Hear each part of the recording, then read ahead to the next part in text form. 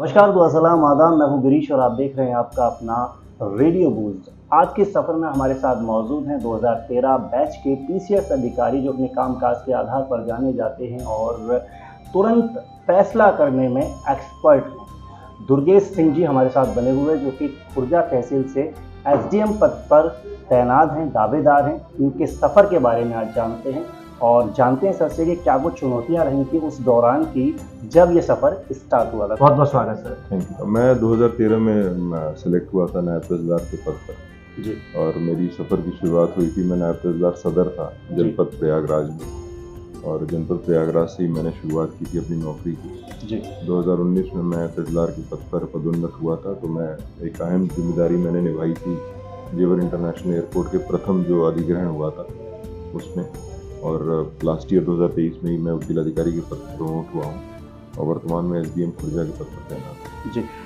24 घंटे में समस्या को सॉर्ट आउट कर देना है, 24 घंटे के अंदर निस्तारण कर देना सर, ये जो चीज़ है, ये जो जज्बा है, ये कहाँ से? हम मुख्यतः यही है हमारा कि मेरा तो यही पर्सनल मानना है कि हमारे यहाँ जो भी लोग आते हैं जी। बेहद गरीब लोग आते हैं जी। और मैं हमेशा एक चीज़ जानता हूँ कि जब भी कोई आपके कमरे में आए तो आप अगर अपनी कुर्सी बैठे हुए हैं तो मेरा ये पर्सनल मानना होता है कि मैं तुरंत जो है ये सोचता हूँ कि मैं अगर उसकी जगह रहता तो मैं क्या उम्मीद करता जो सामने कुर्सी बैठा हुआ आदमी। जी। मैं मैक्सिमम कोशिश करता हूँ कि मैं उसी तरह से बिहेव करूँ जिस तरह से आम जनमानस चाहता है कि अधिकारी बिहेव करे, और कोशिश रहती है कि जितनी जल्दी से जल्दी हो सके। कभी कभी तो ऐसा होता है कि मैं सोचता हूँ कि अगर सुबह समस्या आई तो शाम को सॉल्व हो जाए। जी। इसमें हमें सरकार ने यहाँ इसीलिए बैठा रखा है कि हम जितनी भी योजनाएं हैं उनको धरातल पर ला सकें, जितने भी गरीब और दबा कुचला वर्ग है उसकी मदद कर सकें, किस क्षेत्र में शांति बनाए रखें और लोगों के सहयोग से ही जो भी हम कार्य कर सकें उसको कर सकें। परिवार की बात करते हैं सर, परिवार में कौन कौन है, कहाँ से आप बिलोंग करते हैं और क्या कहेंगे? परिवार में माँ बाप माता पिता जी हैं। जी। पिताजी जो हैं प्लानिंग कमीशन से रिटायर्ड अधिकारी हैं जी। और एक मेरा बड़ा भाई बहन है। बड़ा भाई भी दिल्ली में नौकरी करता है, बहन और उसके हस्बैंड भी दिल्ली यूनिवर्सिटी में प्रोफेसर है। जी। और मेरी पत्नी और 2 बच्चे हैं मेरे। जी। पत्नी एनआईटी में दिल्ली से पीएचडी कर रही है वर्तमान में, और 2 बच्चे हैं, एक तो बेटा है 6.5 साल का और एक बेटी है 1.5 साल। श्रेय किसको देना चाहेंगे सर? श्रेय तो पूर्णतः जो है अपनी पत्नी को देना चाहूँगा। ये है कि पिता का बहुत सहयोग रहा और पिता की बहुत ज़्यादा उन्होंने संघर्ष भी किया है पिता ने, तो पिता को भी श्रेय जाता है लेकिन जो भी वर्तमान में कार्य कर पा रहा हूँ उसके लिए पूर्ण श्रेय जो है अपनी पत्नी को देना चाहूँगा। जब भी कोई सफर की शुरुआत होती है सर, काफ़ी सारी मुश्किलें, काफ़ी सारी कठिनाइयाँ रहती हैं उस दौर की, क्या कहेंगे? बहुत दिक्कतें रहती हैं शुरू में। जब आप नौकरी शुरू करते हैं आप एक अलग परिवेश से आए रहते हैं, फिर आप पब्लिक सर्विस, हम लोग जिस तरह सोचते हैं बाहर से बैठ के कि ये इस तरह की नौकरियां होंगी या बड़ी आराम की ज़िंदगी इन लोगों की होगी, ऐसा बिल्कुल भी नहीं है। बहुत ही संघर्ष रहता है, पर डे संघर्ष इस तरह का रहता है कि आप लोगों को देखते हैं, लोगों के कष्टों को सुनते हैं, तो उनके कष्टों सुन के आप, स्वाभाविक सी बात है, हम भी इंसान हैं, हम भी विचलित हो जाते हैं, कभी कभी कुछ ऐसी परिस्थितियाँ सामने आ जाती हैं, लेकिन फिर यही रहता है कि अंत में अपने आप को जोड़ते तोड़ते हुए जैसे भी करके यही कोशिश रहती है कि लोगों की मैक्सिमम मदद की जा सके। वो लोग जिन्होंने आपको सबसे ज़्यादा सपोर्ट करा इस पद तक आने में? सबसे ज़्यादा सपोर्ट जो किया तो अपने पिताजी माताजी का है, और भाई बहन का भी सहयोग है काफ़ी, लेकिन सबसे बड़ा साथ जो होता है वो जीवन साथी का होता है। जी। अगर जीवन साथी आपके साथ चलने वाला है, आपके ताल में ताल मिलाने वाला है, तो सफ़र बहुत आसान हो जाता है। स्कूल की लाइफ, कॉलेज की लाइफ, क्या कहेंगे सर? बहुत अच्छा रहा। स्कूलिंग जो है बॉयज़ हाई स्कूल इलाहाबाद से किया हूँ। जी। अच्छा स्कूल था उस समय का, बहुत बढ़िया स्कूल था। और कॉलेज जो है इलाहाबाद यूनिवर्सिटी से एमएससी फिजिक्स किया हूँ। जी। तो इलाहाबाद यूनिवर्सिटी अपने आप में एक बहुत बड़ा यूनिवर्सिटी है, उसका एक बहुत बड़ा इतिहास है, और वहाँ मुझे लगता है कि इलाहाबाद यूनिवर्सिटी से पढ़ने के कारण भी बहुत जो एक पर्सनैलिटी में गंभीरता आती है, जो चीज़ों को समझने की गंभीरता आती है, वो है मेरे। लंबा अरसा हो गया, लंबा सफ़र हो गया सर इस काल का, क्या कहेंगे पुरानी यादों को लेकर, किस तरह से श्रोताओं के सामने आप ताज़ा करेंगे?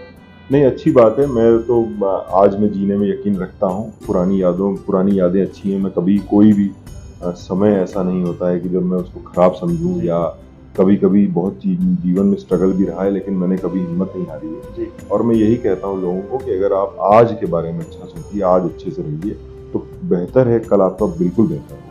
कॉलेज लाइफ की बात करते हैं सर, क्योंकि कॉलेज लाइफ एक अलग होती है और उसमें मौज होती है, मस्ती होती है और विचार होते हैं आगे बढ़ने के लिए, क्या कहेंगे? कॉलेज लाइफ बहुत अच्छी थी, अच्छा था, दोस्त थे, साथी थे, उनके साथ काफ़ी समय हम लोग बिताया करते थे। अलावा यूनिवर्सिटी का एक अलग कल्चर है जी। वहाँ, अलग टाइप का, जिसको हम लोग बैठकी कहते हैं, अलग टाइप की बैठकी होती है, अलग टाइप की चर्चाएं होती थी।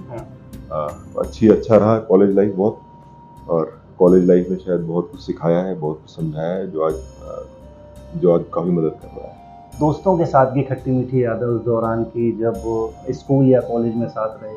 बहुत अच्छी यादें हैं, और अच्छी यादें इस तरह की हैं कि हम लोग उस तरह के लोग हैं जो पलहाउस यूनिवर्सिटी का एक बहुत अच्छा कल्चर वो ये है कि हम लोग दोस्ती बनाने में और बरकरार रखने में यकीन रखते हैं जी। तो इसकी एक छोटी सी वानगी ये देंगे कि हम जब 6th-7th में जब हम लोग पढ़ा करते थे 98 पीरियड में जी। उस समय के सबसे घनिष्ठ मित्र हमारे आज भी हमारे मित्रों में, हम लोगों ने कोई नई दोस्ती या कुछ नहीं की, वही दोस्त कंटिन्यू करते हैं जिनसे 25 साल से ज़्यादा का संबंध है। आप एक अधिकारी हैं, आपके साथ के जो उस दौर में पढ़ा करते थे वो क्या अधिकारी के रैंक पर या कुछ और ऐसा उन्नति जो आपको प्रसिद्धि मिली इस तरह से? इस तरह का तो फिलहाल हर आदमी का देखिए अपना एक वो होता है। मैं ये मानता हूँ कि जो नियति में आपके लिखा रहता है वही होता है। क्या कभी ये सपना था कि मुझे एसडीएम के रैंक पर पहुंचना है या डीएम के रैंक पर पहुंचना है? मैं तो यूपीएससी की तैयारी किया करा था 2009 से लेकर 2012 तक। सपने तो थे, हाँ, सपने पूरे नहीं हो पाए, लेकिन ईश्वर ने जितना दिया है उसके लिए ईश्वर का शुक्रगुजार हूं। श्रोताओं के लिए क्या कहेंगे जो आपको सुन रहे हैं? श्रोताओं के लिए यही कहना चाहूँगा कि हमेशा आदमी को आज में जीना चाहिए, आज को बेहतर करने की कोशिश करनी चाहिए, कभी हिम्मत नहीं हारना चाहिए। अगर आपको कोई चीज़ नहीं मिल रही है तो इसका मतलब ये नहीं है कि अगर वो नहीं मिलेगी तो हम जो है कुछ गलत कदम उठा लें। हमको बस यही सोचना चाहिए अगर वो चीज़ नहीं मिली है तो हो सकता है कि भगवान हमें कुछ और अच्छा कराना चाहता हो सकता है भगवान हमें किसी और अच्छे पद पर बैठाना चाहता हो सकता है हमें कुछ और अच्छा कराना चाहता हो सकता है अच्छा बिजनेस हमसे कराना चाहता हो जहाँ पर हम कई हज़ार लोगों को एम्प्लॉयमेंट दे सकें। तो कभी भी किसी भी अंत को अंत नहीं मानना चाहिए। उन युवाओं के लिए क्या कहेंगे सर जो भ्रमित होकर किन्हीं कारणों से क्राइम की ओर मुड़ जाते हैं, भटक जाते हैं? आपको मैं इन लोगों को ये बोलना चाहूँगा कि जो लोग क्राइम करते हैं उनको ये मिनट कुछ सेकंड्स का डिसीजन होता है कि मैं ये कर देता हूँ। उन्हीं सेकंड्स में आदमी कमज़ोर जब होता है उन्हीं सेकंड्स में अपने आप को ध्यान देना है। ये सब छोटी चीज़ें हैं जो आपको त्वरित फ़ायदा तो दे सकती हैं। हो सकता है कि आप इसके जेब काटे हुए पैसे कमा लें, लेकिन लॉन्ग रन में आप सक्सेसफुल नहीं रहेंगे। आपको जो आपने किया है उसका जो भी है फल वो इसी जीवन में देना। सफ़र समाप्ति की ओर है सर, आपका एक मनपसंद गाना जो आप सुनना चाहें या श्रोताओं को सुनाना चाहें? मेरा सबसे मनपसंद गाना जो है वो है जिंदगी कैसी है पहेली। तो एसडीएम खुर्जा पीसीएस अधिकारी 2013 बैच के दुर्गेश सिंह जी हमारे साथ में बने हुए थे। सर के मनपसंद का गाना हम प्ले करने जा रहे हैं, तब तक बने रहना हमारे साथ और सुनते रहें आपका अपना लोकप्रिय रेडियो स्टेशन रेडियो बूज। मैं हूं दिनेश आपके साथ।